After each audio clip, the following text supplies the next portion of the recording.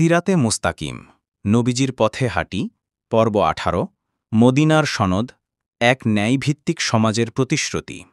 বহুজাতি শহর মদিনা। মদিনায় তখন শুধু মুসলমানই ছিলেন না, ছিলেন মুশরিক আরব, ৩টি ইহুদি গোত্র, বনু কাইনুকা, বনু নাদির, বনু কুরাইজা এবং কিছু মুনাফিক, যারা বাইরে থেকে মুসলিম সেজেছিল। একটি শহরে এত ভিন্ন মত, জাতীয় ধর্ম, তাদের একসাথে শান্তিপূর্ণভাবে বসবাস করানো ছিল বড় চ্যালেঞ্জ। মদিনার সনদ। রসুলুল্লাহ সাল্লাল্লাহু আলাইহি ওয়াসাল্লাম আল্লাহর হিকমতে একটি ঐতিহাসিক চুক্তি প্রণয়ন করলেন, যা আজ মদিনার সনদ নামে পরিচিত।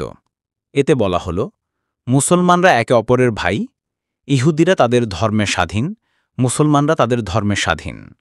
শহরে আক্রমণ হলে সবাই মিলে প্রতিরক্ষা করবে, কোনো পক্ষ অন্য পক্ষের শত্রুকে সাহায্য করবে না, অন্যায়কারীর বিরুদ্ধে সবাই একসাথে দাঁড়াবে।